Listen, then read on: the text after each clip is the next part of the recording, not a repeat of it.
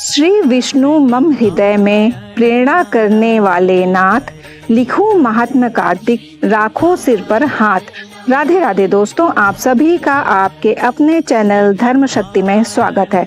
माता लक्ष्मी और श्रीमन नारायण की कृपा आप और आपके परिवार पर सदैव बनी रहे। चलिए अब हम सभी लोग श्री हरि और माता लक्ष्मी के चरणों का ध्यान करते हुए कार्तिक मास के 19वें दिन की कथा का श्रवण करते हैं। 18वें अध्याय में हमने श्रवण किया कि भगवान शंकर और जालंधर के बीच भयंकर युद्ध के दौरान जालंधर ने अपनी मावी माया चली, जिससे अप्सराओं के द्वारा भगवान शंकर मोहित हो गए, जिसका फायदा उठाकर जालंधर माता पार्वती से मिलने कैलाश पर्वत पर पहुंच गया। परंतु माता पार्वती उसे पहचान गई और भगवान विष्णु को जालंधर की मृत्यु का राज उन्हें बताती हैं। अब आगे की कथा। राजा पृथु ने पूछा, हे नारद जी, अब आप यह कहिए कि भगवान विष्णु ने वहां जाकर क्या किया और जालंधर की पत्नी का पतिव्रत किस प्रकार भ्रष्ट किया। नारद जी बोले, जालंधर के नगर में जाकर भगवान विष्णु ने उसकी पवित्रता स्त्री वृंदा का पतिव्रत भंग करने का विचार किया। वे उसके नगर के उद्यान में जाकर ठहर गए और रात में उसको स्वप्न दिया।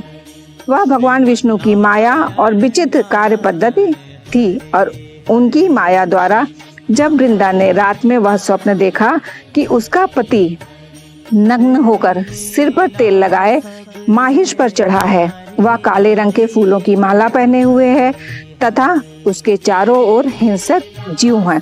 वह सिर मुड़ाए हुए अंधकार में दक्षिण दिशा की ओर जा रहा है। उसने नगर को अपने साथ समुद्र में डूबा हुआ इत्यादि बहुत से स्वप्न देखे। तत्काल ही वह स्वप्न का विचार करने लगी। इतने में उसने सूर्य देव को उदय होते हुए देखा तो सूर्य में उसे एक छिद्र दिखाई दिया तथा वह कांतिहीन थे। इसे उसने अनिष्ट जाना और वह भयभीत होकर रोती हुई छज्जे पर अटारी तथा भूमि कहीं भी शांति को प्राप्त न हुई। फिर अपनी 2 सखियों के साथ उपवन में गई, वहां भी उसे शांति नहीं मिली। फिर वह जंगल में से निकलकर वहां उसने सिंह के समान 2 भयंकर राक्षसों को भी देखा, जिससे वह भयभीत होकर भागने लगी। उसी क्षण उसके समक्ष अपने शिष्यों सहित शांत मौनी तपस्वी वहां आ गए। भयभीत वृंदा उनके गले में अपना हाथ डालकर उनसे रक्षा की याचना करने लगी। मुनि ने अपनी एक ही हुंकार से उन राक्षसों को भगा दिया। वृंदा को आश्चर्य हुआ तथा वह भय से मुक्त होकर मुनिनाथ को हाथ जोड़कर प्रणाम करने लगी। फिर उसने मुनि से अपने पति के संबंध में उसकी कुशलक्षेम का प्रश्न किया। उसी समय 2 वानर मुनि के समक्ष आकर हाथ जोड़कर खड़े हो गए और ज्यों ही मुनि ने भ्रिकुटी संकेत किया त्यों ही वे उड़कर आकाश मार्ग में चले गए। फिर जालंधर का सिर और धड़ लिए मुनि के आगे आ गए। तब अपने पति को मृत हुआ जान वृंदा मूर्छित हो पृथ्वी पर गिर पड़ी और अनेक प्रकार से दारुण विलाप करने लगी। उसके पश्चात उन मुनि से कहा, हे कृपानिधे, आप मेरे इस पति को जीवित कर दीजिए। पतिव्रता दैत्य पत्नी ऐसा कहकर दुखी श्वासों को छोड़कर मुनीश्वर के चरणों में गिर पड़ी। तब मुनीश्वर ने कहा, यह शिव जी द्वारा युद्ध में मारा गया है, जीवित नहीं हो सकता, क्योंकि जिसे भगवान शिव मार देते हैं वह कभी जीवित नहीं हो सकता।